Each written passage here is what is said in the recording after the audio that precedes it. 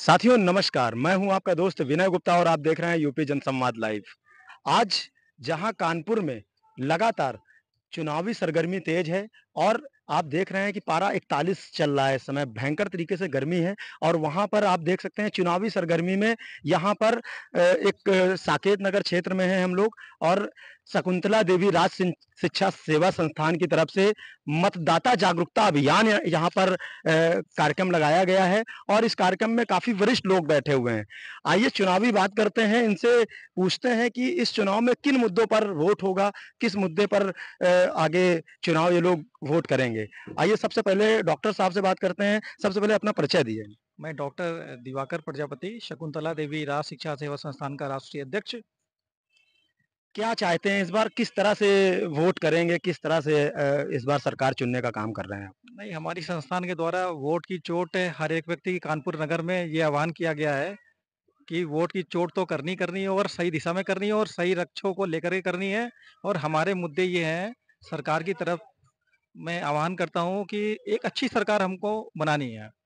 देखिए आप स्वास्थ्य जगत से हैं, तो मैं पूछना चाहूँगा कि जहाँ पर आज हॉस्पिटलों में क्या व्यवस्थाएँ हैं? कई किस तरह से स्वास्थ्य मिल पा रहा है लोगों को? क्या उन मुद्दों पे वोट होगा? नहीं, मुद्दे तो वो भी हैं, स्वास्थ्य सेवाएँ तो प्रयास में ये है कि बहुत अच्छी स्वास्थ्य सेवाएँ चल रही हैं और आयुष्मान कार्ड बने हुए हैं, कई गरीब लोगों के ऑपरेशन भी हो रहे हैं। लेकिन जो हमारा मेन लक्ष्य है वो हमारा संस्था का बेटी बचाओ बेटी पढ़ाओ है और उसके माध्यम से मैं करीबन फास्ट ट्रैक अदालतों में मैं सरकार से जो भी सरकार बने अपने भारतवर्ष की, तो मैं उनसे ये अपील करूँगा, निवेदन करूँगा अपनी संस्था के माध्यम से कि जैसे उत्तर प्रदेश में 9,33,000 मामले फास्ट ट्रैक अदालतों में पड़े हुए हैं, लंबित, जो हमारे छेड़छाड़, बलात्कार जैसी घटनाओं से शोभित हैं। तो ये मामले जल्द से जल्द फास्ट ट्रैक अदालतों में ला करके जल्द से जल्द उनका निवारण हो ताकि हमारी महिलाओं को, हमारी बेटियों को न्याय मिले। और और मैं ये निवेदन करता हूँ, जैसे मैं कानपुर नगर में रहता हूँ, तो कानपुर नगर में अभी हमारा अभियान चला था पिंक शौचालय का। तो पिंक शौचालय करीबन 4-5 पिंक शौचालय पूरे कानपुर नगर में हैं। क्योंकि हमारी बेटियों को जैसे गोविंद नगर से काकादेव जाना है, तो रास्ते में उनको निर्वत होना है तो कहाँ पर जाएँगी वो? यदि पिंग शौचालय की व्यवस्था हो जाएगी, तो हमारी बालिकाएँ, हमारी छोटी-छोटी बेटियाँ, हमारी महिलाएँ वहाँ पर निर्वत हो सकती हैं। तो इसी समस्या को लेकर के मैंने अपनी आवाज़ बेटी पढ़ाओ के माध्यम से और शकुंतला देवी माध्यम से और पूरी टीम के माध्यम से कानपुर नगर में उठाई है। और मैं जो भी हमारे यहाँ के सांसद बने कानपुर नगर के, तो वो इस बात का ध्यान रखें कि महिलाओं की सुरक्षा के लिए काम हो। आइए जहाँ पर बात सांसद जी की आ गई है, तो बात करते हैं। सबसे पहले मैम परिचय दीजिए अपना। रमा पांडे। अच्छा, किस तरह से इस बार सांसद कैसा सांसद चाहती हैं? ऐसा हो कि जब कोई ज़रूरत हो तो वो खड़ा दिखाई दे मुझे। ये हो नहीं कि वोटिंग के टाइम पे तो आ गए, उसके बाद फिर गायब। तो ये चीज़ है ना कि जब किसी समाज में हमको किसी ज़रूरत है, कोई काम के लिए, कोई उसके लिए, तो वो हमें मिलें, कि पता चला टाइम पे हम कभी उनको ढूँढ रहे हैं, कुछ कर रहे हैं, कोई ज़रूरत है। अब आजकल गोविंद नगर में पानी की भी बहुत प्रॉब्लम है ना? पानी नहीं आता है, वो नहीं होता है। भई जिसके यहाँ नहीं बोरिंग है, तो लोग क्या करें? तो ये सब प्रॉब्लम्स के लिए वो खड़े हों और जो सामाजिक समस्याएँ होती हैं, लड़कियों की होती है, उस पे दिखाई दें, खड़े हों। तो आइए बात करते हैं, परिचय दें अपना। मेरा नाम मीना मिश्रा है, मैं एक शिक्षिका हूँ। शिक्षा जगत की अगर बात की जाए तो शिक्षा जगत में क्या चाहते हैं इस बार जो चुनाव हो रहे हैं, क्या-क्या बदलाव होने चाहिए? शिक्षा में तो वैसे तो बहुत सारे काम हुए हैं, इसके लिए तो हम प्रशंसा करेंगे। बट कुछ चीज़ें ऐसी हैं जैसे हम लोग बच्चों को आने के लिए स्कूल के लिए बोलते हैं, पेरेंट्स बोलते हैं, बट बच्चे कहाँ से कहाँ पहुँच जाते हैं ये पेरेंट्स को भी नहीं पता होता और टीचर को भी नहीं पता होता। इसके लिए थोड़ा-सा जागरूक होना बहुत ज़रूरी है। अच्छा, जहाँ पर कहीं-कहीं देखा गया है, काफ़ी लोगों ने ये सोशल मीडिया में भी पढ़ते हैं, हम लोग देखते हैं कि शिक्षा जगत में काफ़ी लूट हो रही है कि मतलब कि काफ़ी किताबों को लेके, कॉपी किताब को लेकर, ड्रेस को लेकर लगातार परिवार पीड़ित रहता है। तो इसके लिए क्या कहना चाहेंगे? किस तरह से काम होना चाहिए? इसके लिए तो मैं यही कहना चाहूँगी कि थोड़ा-सा सरकार को अपनी तरफ से ये जो किताबें हैं स्कूल वाले सोचते हैं कि भाई लेना है, हर साल बदल देते हैं। हर साल बदल देते हैं, तो इनको नहीं बदलना चाहिए। जैसे एनसीईआरटी 9 से लेकर 12 तक चलती है, तो उसी प्रकार से और भी किताबें 1 टू 12 तक चलना चाहिए। ये एक बहुत बड़ा मुद्दा है जो सामाजिक एक समझ लीजिए कि भयंकर तरीके से लोग इससे पीड़ित हैं। ये बहुत बड़ा मुद्दा है, इसमें बहुत बड़ा मुद्दा है, इसलिए सरकार को चाहिए कि एनसीईआरटी जो 9 टू 12 चल रही है, वो 1 टू 12 लगनी चाहिए, जिससे कि पेरेंट्स को भी तकलीफ ना हो और बच्चे भी साथ उस पढ़ सकें। धन्यवाद। अ, सर जैसे कि इट इज अ बिजनेस फंडा, ठीक है, means books are business funda, so government has to stop this. जैसे हम लोग पहले के टाइम में बुक्स वगैरह पुराने स्टूडेंट्स लोगों से मांग लेते थे तो वो कंटिन्यू रहती थी। अभी क्या है कि हर साल नया सिलेबस लाते हैं और बुक्स की फीस भी और बुक्स के प्राइस भी मीन्स ये लोग बढ़ाते हैं। और कभी कभी क्या होता है कि बहुत से पेरेंट्स ऐसे हैं जो नहीं उसको एफर्ट कर पाते। सो मेरा आप लोगों के ज़रिए ये मैसेज कन्वे करना है, अगर ये गवर्नमेंट तक पहुँचता है, कि प्लीज़ इसको बिज़नेस फंडा ना बना के इसको रोकें, इसको मतलब इसको इस पे रोक लगाएँ और जो भी हो सके इसके लिए मतलब आगे से आगे अच्छे से अच्छा मतलब काम करें। हर साल के लिए हाँ, हर साल चेंज नहीं होना चाहिए। जैसे हम लोग पहले पढ़ते थे, पुराने बच्चों से बुक्स ले लेते थे, वैसे ही इस कंटिन्यू होना चाहिए।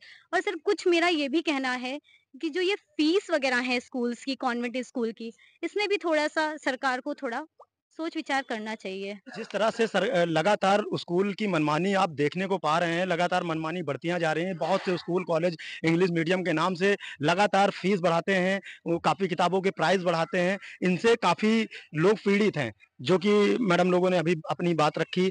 क्या कहना चाहेंगे? क्या परिचय है आपका?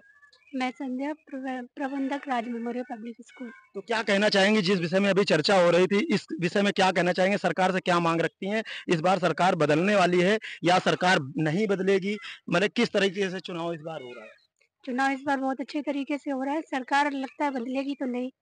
अच्छा, हाँ, सरकार वही रहेगी इस बार। तो क्या माँग है आपकी सरकार से? सरकार से माँग है कि स्कूलों में जो बुक्स के रेट को लेकर जो मारामारी है, वो थोड़ी कम हो जाए। पेरेंट्स को भी आसानी रहे और स्टूडेंट्स को भी और टीचर को। कहीं न कहीं आप कॉलेज चला रहे हैं तो मतलब कि आप जनता की आवाज़ को समझ पा रही हैं। बिल्कुल, बिल्कुल। बहुत-बहुत धन्यवाद। क्या कहना चाहेंगे इस बार किन मुद्दों पे वोट की चोट देने वाली हैं? हमारे भारत के प्रधानमंत्री नरेंद्र मोदी गरीबों की बहुत मदद कर रहे हैं और ऐसा लगता है कि 100% उन्हीं वही जीतेंगे और वही फिर से आएँगे और उन्हीं से हम लोग यही प्रार्थना करेंगे कि जो बच्चे पढ़ते हैं और उनके माता-पिता ये सोचते हैं कि किताबों की कीमत ज़्यादा हो रही है,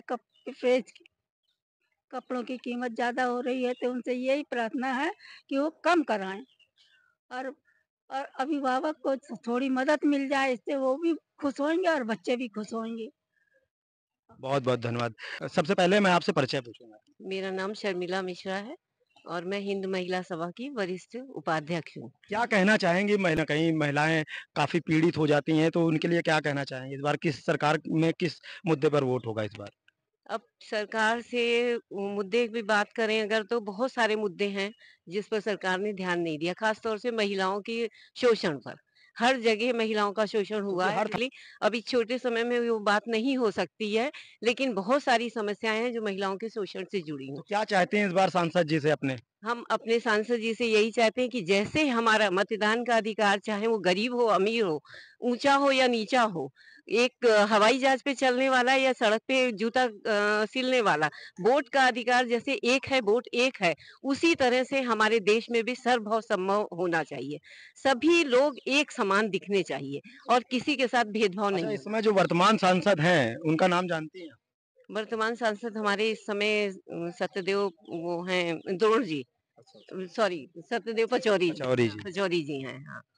तो इस और बार क्या चाहती हैं कि कुछ बदलाव हो कि क्या चाहती हैं नए? देखिए, बदलाव तो हर कोई चाह रहा है, लेकिन बदलाव एक किसी के होने से कुछ भी नहीं हो सकता है। बदलाव मेन होना चाहिए मुद्दों का और मेन होना चाहिए समस्याओं का। कोई भी सांसद बने, कोई भी सरकार बने, जो समस्याएँ जनता की हैं, उनका समाधान होना चाहिए। वो ज़रूरी है। तो चलिए आइए बात करते हैं हमारे राष्ट्रीय हमारे प्रवक्ता साहब हैं और आज़ाद मंच के सबसे पहले परिचय दीजिए आप। दीपक पांडे, राष्ट्रीय प्रवक्ता भारतीय आज़ाद मंच। आज मैं शुक्रगुजार हूँ शकुंतला देवी राज शिक्षा संस्थान का कि उन्होंने लोकतंत्र के महापर्व पर हम लोगों को यहाँ सबको एकत्रित किया और वोट की चोट में सबको संवाद करने का अवसर प्रदान किया। इसके लिए मैं सर्वप्रथम शकुंतला देवी राज शिक्षा संस्थान का धन्यवाद। क्या कहना चाहेंगे इस चुनाव को किस तरह से देख रहे हैं आप? क्योंकि सन 1984 में जब एक बार सरकार बनी थी कांग्रेस की तो 400 पार हो गया था। तो 400 पार चल रहे हैं सत्ता पक्ष के लोग। इस मुद्दे पे क्या कहना चाहेंगे आप? देखिए, लोकतंत्र है, लोकतंत्र में सबको बोलने का और सबको सुनने का अधिकार है और भारतीय आज़ाद मंच शुरू से क्रांतिकारी विचारधारा का संगठन रहा है। हम लोग क्रांतिकारियों ने जो देश के लिए किया उस विचारधाराओं को लेकर युवाओं के बीच गए और जाते रहते हैं। और जो 400 की बात है, देखिए ये जनता तय करती है। नेताओं का काम है मंच से बोलना, उन्होंने बोल दिया, अब जनता के ऊपर है वो उनको 400 प्लस कराती है या 400 माइनस कराती है, जनता के ऊपर डिपेंड करता है। क्योंकि आज सामाजिक मुद्दे जो हैं ज़मीनी स्तर पर, रोजगार है, महंगाई है, बेरोजगारी का आलम है। और कानपुर की यदि मैं वर्तमान स्थिति की बात करूँ तो कानपुर में सैकड़ों फैक्ट्रियाँ हैं, जो ब्रिटिश काल में कारगर थीं, उन पर लाखों-लाखों आदमी कार्य करता था, रोजगार हमें लोकल में मिलता था। और हमारे प्रधानमंत्री जी सब 2014 में उनकी रैली थी इंदिरा पार्क कल्याणपुर में, मैं उस रैली में उपस्थित था। तो उन्होंने वहाँ पर एक चीज़ कहा था कि कोयले का धुआँ दिल्ली तक जाता है। उस समय कोयला मंत्री श्री प्रकाश जायसवाल जी थे। उसके बाद उन्होंने उसी रैली में कहा था कि जब हमारी सरकार आएगी तो कानपुर की जो वरिष्ठ फैक्ट्रियाँ हैं, जैसे आपकी जेके कॉटन है, लाल इमली है या और भी फैक्ट्रियाँ हैं, इनको चालू कराया जाएगा ताकि लोकल का जो युवा है उसको रोजगार मिले। लेकिन हम लोगों ने देखा कि स्थितियाँ किस प्रकार से रही। तो ये जनता को तय करना है कि 400 प्लस या 400 माइनस। अच्छा, आप देख रहे हैं कि विपक्ष जहाँ पर पूरा एकजुट हो चुका है, सिर्फ एक शख्स को रोकने के लिए विपक्ष एकजुट हो चुका है, इसके लिए क्या कहना चाहेंगे आप? देखिए, विपक्ष पहले भी था, यूपीए, एनडीए संसद में चलता आ रहा था। आज ये है कि जितना यदि मैं कहूँ कि भ्रष्टाचारी एक तरफ हो गए, क्योंकि प्रधानमंत्री जी का आह्वान था भ्रष्टाचार मुक्त भारत का, तो सब लोग यदि एक तरफ हो गए तो जनता के पास विकल्प है इस चीज़ को चुनने का कि हम किस ओर जाएँ, कि एनडीए गठबंधन की तरफ जाएँ कि एनडीए की तरफ जाएँ। एनडीए गठबंधन का कहना है कि लोकतंत्र खत्म हो रहा है, लोकतंत्र खत्म हो रहा है, तो क्या कहना चाहेंगे इसके लिए? देखिए, लोकतंत्र कभी नहीं खत्म होगा, क्योंकि लोकतंत्र की शक्ति है कि आज हम लोग यहाँ एकत्रित हुए हैं। लोकतंत्र जब खत्म हो जाएगा तो देश में डेमोक्रेसी पावर खत्म हो जाएगी। जो आज हम स्वतंत्र है वो स्वतंत्र नहीं है, गुलामी की जंजीरों से। संविधान ये खत्म कर रहे हैं सारी वो। ये कह रहे हैं कहीं नहीं संविधान नहीं खत्म हो रहा है, कहीं संविधान नहीं। खत्म हो रहा है। सब बातें हैं एक तरह का कि हम आपके प्रति कितना आह्वान करते हैं। संविधान कोई नहीं खत्म कर सकता। बाबा साहब अम्बेडकर जी ने जो हमें अधिकार दिए हैं वो कभी नहीं खत्म हो सकते। भारत एक आजाद देश है, गुलामी की विचारधारा भारत के किसी भी नागरिक में नहीं है। आपका वोट इस बार किस मुद्दे पर? देखिए, हमारा वोट देश की अखंडता, प्रभुता और सनातन के धर्म पर है, क्योंकि यदि देश सुरक्षित है तो हम सुरक्षित हैं। इसलिए नेशन फर्स्ट, वोट फर्स्ट। बहुत बहुत धन्यवाद। आइए बात करते हैं भैया से। भैया परिचय बताइए। मैं डॉक्टर अक्षय दीक्षित। सबसे पहले यूपी जनसंवाद लाइव को धन्यवाद देता हूँ कि इस तरह की परिचर्चा का आयोजन किया। और जैसा कि हम जानते हैं कि इस समय पहले से की तुलना में स्वास्थ्य सेवाएं कुछ बेहतर हुई हैं। उसमें हम कुछ सुझाव और देना चाहेंगे कि मेरा सुझाव रहेगा कि जैसे कि बड़े अस्पताल तो हैं अपने कानपुर में, और इसी तरह से छोटे होमियो पारिवारिक डिस्पेंसरी कुछ कानपुर के कई नए-नए जो इलाके हैं उनमें होनी चाहिए।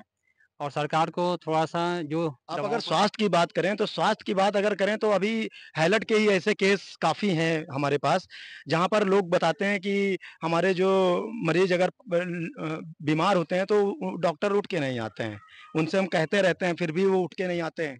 वो कहते हैं अपना खुद ही ऑक्सीजन दाबते रहो। तो क्या कहना चाहेंगे इसके लिए? आप सही कह रहे हैं, इस तरह की कई सारी घटनाएँ सामने आई हैं और निश्चित रूप से इसके लिए सही तरीके से निगरानी का एक सेल सरकार की तरफ से बनना चाहिए कि इसमें सही निगरानी हो सके। उप मुख्यमंत्री जी समय-समय पर छापा मारते रहते हैं।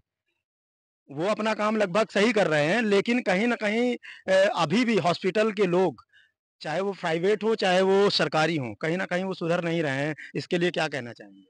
निश्चित रूप से इसके लिए जो मेडिकल संस्थान है, आईएमए हो गया, एचएमईआई हो गया, इन सब संस्थानों को मिल करके एक प्रॉपर गाइडलाइंस बनानी चाहिए कि किस तरीके से मरीजों को सही तरीके स्वास्थ्य सेवाओं का लाभ मिल सके। अभी डॉक्टर साहब ने बताया कि आयुष्मान कार्ड काफ़ी बन गए हैं और लोग लिए, लेकिन बहुत हॉस्पिटल हैं अभी भी डॉक्टर साहब उनको लिया नहीं जाता है। कहीं-कहीं उनको भर्ती नहीं किया जाता है आयुष्मान के होते हुए। इसके लिए क्या कहना चाहेंगे? नहीं, इसमें तो हॉस्पिटल्स जो हैं वो दोषी हैं। यदि आयुष्मान कार्ड नहीं है, तो ऐसे मरीजों को तो भर्ती कर क गाइडलाइन ग स्वास्थ्य विभाग में गाइडलाइंस है कि पहले हम सेवा करेंगे और फिर हम आगे कुछ और करेंगे। पैसा बाद में, सेवा पहले। तो क्या सरकार से को क्या कहना चाहेंगे इस मुद्दे नहीं, पर? सरकार से ये कहना चाहेंगे, जैसे जो है आज भी जो है अभी कुछ दिन पहले हमारे मित्र के फादर एक्सपायर हो गए उर्सला हॉस्पिटल में। तो उनका ये कहना था कि डॉक्टर्स वहाँ पर देखते तो बहुत अच्छे से हैं, लेकिन जो दवाइयाँ लिखते हैं, एक-एक दिन में हम दवाइयाँ 20-20 हज़ार रुपए की दवाइयाँ बाहर से मुझको लानी पड़ती है। जबकि ऊपर की गाइडलाइंस है कि सारी सुविधा हॉस्पिटल में मिलेगी, सरकारी हॉस्पिटल में मिलेगी, लेकिन वो बेचारे बहुत त्रस्त हो गए इस बात से कि मुझे 20-20 हज़ार की दवाइयाँ बाहर से लानी पड़ रही हैं। उसमें डॉक्टरों का कमीशन, कई कमीशन उसमें जो एजेंट लगे रहते हैं वहाँ पर, वही कोविड काल में भी यही हुआ था। कोविड काल में बहुत बड़ा एक भ्रष्टाचार हुआ। मुझे लगता है पर्सनल हमें लगता है कि एक अगर उसकी जाँच हो जाए सारे हॉस्पिटलों की, तो एक बहुत बड़ा भ्रष्टाचार कोविड काल का उजागर हो जाए। नहीं, वो तो सर आप सही कह रहे हैं कि कोविड काल में भ्रष्टाचार हुआ, लेकिन अभी सामने भ्रष्टाचार आया कहाँ है? हाँ, ये बात सही है।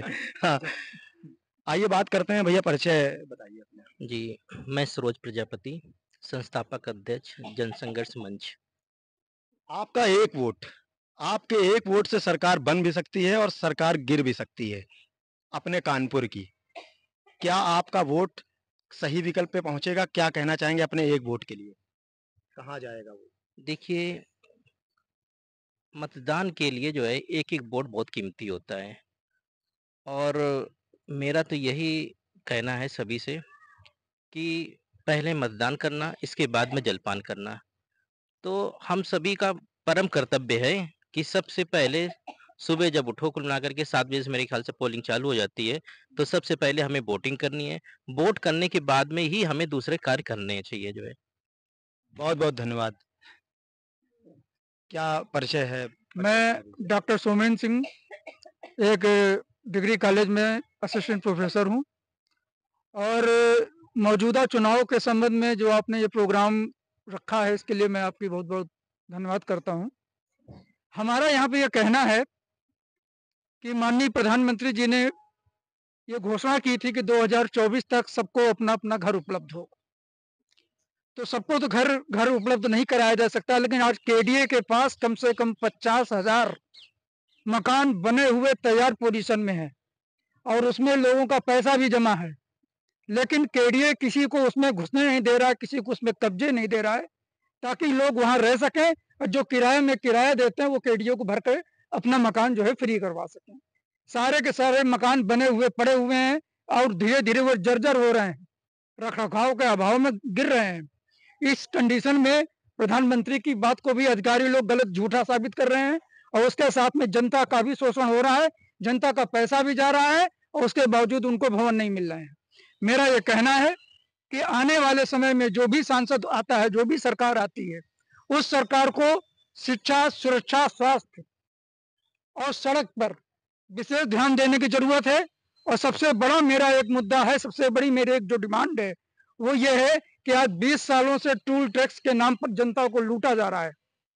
चाहे आपका लखनऊ वाला टूल टैक्स हो, चाहे 12 जोड़ वाला टूल टैक्स हो। अब टोल टैक्स की अगर बात हो गई है, तो अगले चुनाव में हमारे बगल के ही लोकसभा अकबरपुर लोकसभा के सांसद जी वो कई बार वादे कर चुके हैं कि हम ये वाला टोल मुक्त करा देंगे कानपुर वासियों के लिए, बौती वाला। क्या कहना चाहिए? माननीय भोले सिंह जी ने, जो हमारे कानपुर देहात के सांसद थे, बाई चांस मैं जिस कॉलेज में हूँ वो भी कानपुर देहात में आता है, उन्होंने काफी कोशिश की और लगभग एक तरीके से ऑर्डर तक करवा दिया था, इसको बंद होने की डेट तक आ गई थी। लेकिन उसके बावजूद ये जो आपकी टोल टैक्स लॉबी की एक माफिया समझ लीजिए, इन माफिया लोगों ने अपने सिस्टम को ऐसे अप्लाई किया कि वो टोल टैक्स वाली बात वहीं पर दबा दी गई और तब से किसी भी नेता ने टोल टैक्स पे कुछ नहीं बोला। मतलब सरकार को नीचा दिखा दिया टोल टैक्स अब ये माफियाओं आप ने। ज़्यादा अच्छा समझ सकते हैं कि नीचा दिखाया या ऊंचा दिखाया, ये तो मैं नहीं कहूंगा। सांसद हैं वो, लोकसभा में जाके बोल सकते हैं, अपनी आवाज को तो बुलंद कर सकते हैं। सांसद ऐसा उनकी हमारा सरकार है, हाँ, उनका बहुत मुख्यमंत्री अच्छा। है। सांसद हमारा ऐसा होना चाहिए कि अगर जो बात वो कहे वो करके दिखावे, उसकी बात में दम होना चाहिए। जनता से वादा करने के बाद भी फिर उसको पीछे हटने का काम नहीं करना कहीं ना चाहिए। कहीं उनका एक वादा अधूरा रह गया है सरकार में। हाँ, मैं तो यही कहूंगा। तो क्या चाहेंगे इस बार फिर वो मैदान में, क्या चाहेंगे? मैं चाहूंगा कि इस बार जो है अपनी सफाई दें कि अगर ये वादा पूरा नहीं कर पाए तो क्यों नहीं कर पाए, और अगर नहीं कर पाए, अगर दोबारा आते हैं तो वो कब तक करके देंगे, समयबद्ध हम लोगों को गारंटी चाहिए। तो आपका जो अनुभव है पुराने चुनाव को लेकर, इस लोकसभा का 14 का चुनाव देखा आपने, 19 का चुनाव देखा, 24 को के चुनाव को किस तरह से देख रहे हैं? सर देखिए, जो सत्तारूढ़ हमारा दल है वो उसने बहुत अच्छा कार्य किया है और जिस तरीके से उन्होंने हर एक फील्ड को में उत्तरोत्तर वृद्धि की, विकास की, महिलाओं के लिए पिंक शौचालय, पिंक चौकियों का जो इन्होंने निर्माण किया, बाकी शिक्षा के क्षेत्र में जो उन्होंने किया और विधि का शासन, लॉ एंड ऑर्डर पे जितना अच्छा काम हुआ है, मेरे ख्याल से इतना अच्छा काम पिछली सरकारों में किसी ने भी ध्यान नहीं दिया था और महिलाओं को बहुत इन्होंने समझा और आगे बढ़ाया मातृशक्ति को। बस अभी ज़रूरत है कि पॉलिटिकल पार्टिसिपेशन की, जो महिलाएँ आएँ और राजनीतिक प्रतिनिधित्व करें। बस वो भी बिल मतलब पारित हो चुका है और बाकी सब सरकार ने बहुत अच्छा कार्य किया। कहीं ना कहीं विपक्ष जो एक आरोप लगाता है कि संविधान बदल रहे हैं, संविधान बदल रहे हैं, इसके लिए क्या कहना चाहेंगे? सर देखिए, परिवर्तन तो प्रकृति का और नियति का एक बहुत ज़रूरी अंग है और तत्व है। तो अगर हमको कुछ भी चीज़ें अच्छा करनी है, कुछ मॉडर्नाइज़ेशन करना है, हमें आगे बढ़ना है, तो हम मतलब एक उस पे अटक के नहीं रह सकते। हमको उत्तरोत्तर विकास करना होगा और इसके लिए अगर हमको अमेंडमेंट्स भी करने होंगे कॉन्स्टिट्यूशन में, तो वो ज़रूर होने चाहिए। बहुत-बहुत धन्यवाद। इस कार्यक्रम के संयोजक, जो इस कार्यक्रम को संयोजक हैं, और बात करते हैं पीयूष मिश्रा जी से। नमस्कार पीयूष मिश्रा जी। हाँ, बहुत क्या कहना चाहेंगे? दिनेश जी, जो आप आए और इस प्रकार से इस गर्मी में आपने चुनावी चर्चा हम लोगों के साथ में करने का जो ये बहुत ही मैं आपका सराहनीय कार्य है और शकुंतला देवी राष्ट्रीय शिक्षा सेवा संस्थान की ओर से मैं आपका स्वागत करता हूँ। देखिए, मैं बात करूँगा बेटियों की और महिलाओं की, क्योंकि मैं उसी के ऊपर कार्य करता हूँ। आदरणीय राष्ट्रीय अध्यक्ष डॉक्टर दिवाकर प्रजापति जी की संगठता में मैं ये कहता हूं कि बेटियां और महिलाओं का सम्मान कब होगा? सम्मान तब होगा जब हमारा सांसद, जो भावी सांसद होने वाला है, जो भी हो, मेरा मत उसी को जाएगा जो महिलाओं के लिए कार्य करेगा, जो बेटियों के लिए कार्य करेगा। बेटियां जाती हैं सड़क पे बाहर, महिलाएं जाती हैं, काम करने जाती हैं, उनके व्यापार हैं, उनको शौचालय उपलब्ध नहीं है। केंद्र सरकार ने वहां से कह रखा है, केंद्र सरकार कहां-कहां तक क्या-क्या देखेगी? क्या-क्या देखेगी केंद्र सरकार? मैं आपके यूपी जनसंवाद लाइव के माध्यम से ये कहना चाहूंगा, अपील करना चाहूंगा इस चुनावी माहौल में कि मतदान के लिए तो मैं अपील कर रहा हूं, लेकिन मैं कह रहा हूं मत उसी को देना जो सांसद बेटियों, महिलाओं के लिए कार्य करे और सच में कुछ कार्य करके दिखाए। ये नहीं कि आया, वोट मांगा और फिर भूल गया। किसको? मतदाता को। हैं? मैं मतदान नहीं करूंगा। मैंने कह दिया, मैं मतदान नहीं करूंगा। मैं पीयूष मिश्रा, मैं कह रहा हूं, लाइव कह रहा हूं, मैं मतदान नहीं करूंगा, मैं मत का संज्ञान करूंगा, यानी कि मैं मत का सही उपयोग करूंगा। उसी को मैं केवल सांसद बनाऊंगा जो मेरे लिए, मेरी बेटियों के लिए, मेरी महिलाओं के लिए और समाज के लिए कार्य करेगा। क्या परिचय है आपका? मेरा नाम आचार्य चंद्र प्रकाश त्रिपाठी। मम नाम चंद्र प्रकाश त्रिपाठी, संस्कृत भारती कानपुर, प्रांत मंत्री, दायित्व निर्वहन रस्म। आज लोकसभा के चुनाव की सरगर्मी में आप यहाँ पर बैठे हुए हैं, जहाँ पर वोट की चोट देने की बात हो रही है और लगातार यहाँ पर यही चर्चा हो रही है। तो क्या कहना चाहेंगे, इस बार आपका वोट किन मुद्दों पर होगा? अस्माकं मुख्य विषयस्तु अस्माकं भाषायाः उन्नतिः। संपूर्ण देशे बहवः भाषा विद्यमानाः सन्ति, आङ्ग्लभाषायाः प्रभावः दृश्यते, किन्तु अस्माकं सनातन पद्धतिः यः अस्ति, अस्माकं संस्काराः ये सन्ति, सर्वे संस्काराः संस्कृतभाषायामेव अस्ति। मम तो लक्ष्यमेकमेव अस्ति कि संस्कृतभाषायाः प्रचारः प्रसारः भवेत्। यावत् अहं संस्कृतं न पठामि तावत् पर्यन्तं स्वकीयान् संस्कारं न जानामि, संस्कृतिं न जानामः। संस्कृतं विना संस्कृतिं भारतमेव नास्ति। भारतं तु पूर्वं विश्वगुरुः आसीत्, केन माध्यमेन?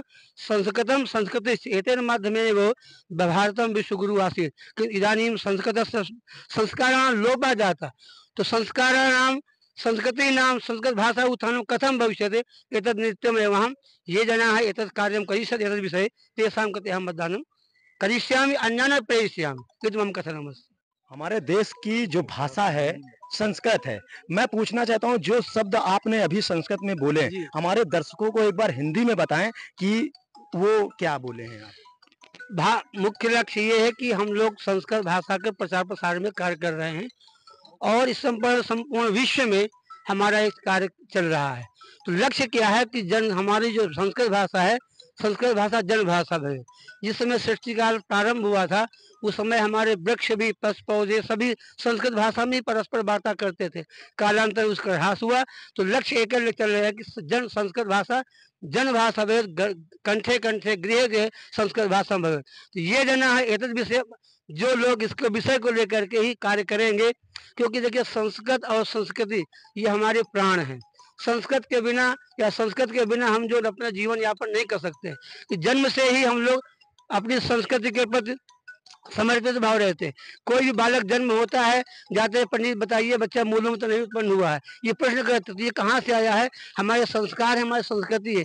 तो संस्कार जब हम लोग और अपने संस्कारों साथियों आप देख रहे हैं कि यहाँ पर चुनावी चर्चा हो चुकी है और चुनाव को लेकर यहाँ पर सभी एकजुट हैं और अपने अपने क्षेत्र के समाज सेवी हैं और पूरी तरह से चुनाव को एक सफल चुनाव बनाना चाहते हैं लोकसभा का और वोट की चोट देने के लिए सभी लोग तैयार हैं। आने वाले समय में देखते हैं सरकार किसकी बनती है। जय हिंद, जय भारत।